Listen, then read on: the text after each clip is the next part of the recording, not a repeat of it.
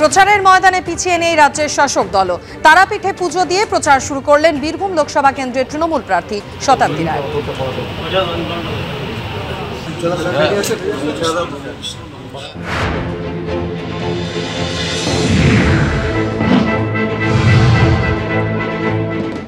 তৃণমূল মমতা ব্যানার্জির প্রতিদ্বন্দ্বী মমতা ব্যানার্জির নিজেই। মমতা ব্যানার্জির সিম্বল, মমতা ব্যানার্জিকে ভালোবাসার মানুষ এবং অভিষেক বন্দ্যোপাধ্যায়ের যে ইয়াং জেনারেশনকে এগিয়ে দেওয়া ভালো কাজ এত বেশি আছে না, ভালো কাজটা যারা ভালো মানে দিকে নজর রাখবে তারা ভালো কাজটাকে দেখবে। প্রত্যেকবারই ইতিহাস বলছে প্রত্যেকবারই বেটার হয়েছে, প্রত্যেকবারই আগের থেকে ভালো হয়েছে, সেই ইতিহাসে এবারেও আরো ভালো হবে।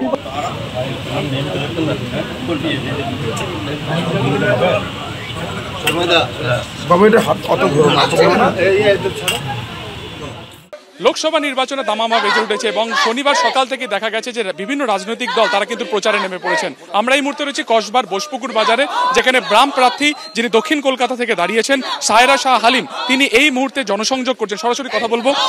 দিদি, কি বার্তা দিচ্ছেন? আজ থেকে তো শুরু করলেন জনসংযোগ। খুব ভালোই চলছে ক্যাম্পেইন। আপনি এখানে দেখেছেন খুব ভালো রেসপন্স আমি এখানে পেয়েছি। People are very positive and we look forward to the campaign. এর আগে আপনি বালিগঞ্জের বিধানসভাতেও দাঁড়িয়েছিলেন, দ্বিতীয় স্থানে ছিলেন, সেই জায়গা থেকে কি আশা রাখছেন আসন্ন নির্বাচন? আমি অনেক আশাবাদী এই সিটটা সিপিএম জিতবে থেকে। যা চলছে রাজ্য থেকে চোরদের আর দেশ থেকে দাঙ্গাবাজদের তাড়াতে বামপন্থীদের কণ্ঠস্বর খুব ইম্পর্টেন্ট।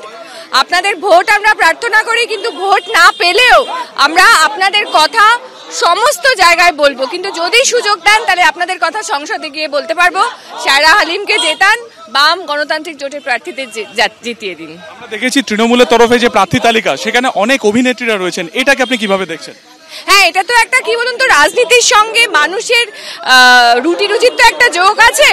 এইটাকে অ্যাক্টিং এর সঙ্গে গুলিয়ে দেওয়া হচ্ছে। মনে হচ্ছে স্নো পাউডার মেখে একটু দেখতে ভালো কেউ হলেই সেটা খুব রাজনীতিতেও একটু রং তৈরি করবে। এই যে রাজনীতি এবং অভিনয় এবং চলচ্চিত্র, এই পুরো ব্যাপারটাকে গুলিয়ে দিয়ে রাজনীতির আসল কথাগুলোকে লঘু করার একটা চেষ্টা দীর্ঘদিন ধরে এই রাজ্যে চলছে। তবে আমার মনে হয় না যে মানুষকে দীর্ঘদিন ধরে এভাবে বোকা বানানো যায়। মানুষ জানেন রাজনীতি মানে তার রুটি রুজির সংস্থান, মানুষ জানেন তার অন্নবস্ত্রের লড়াই। তো সেই লড়াইয়ে যে সাথে থাকবে তারাই আলটিমেটলি থাকবে।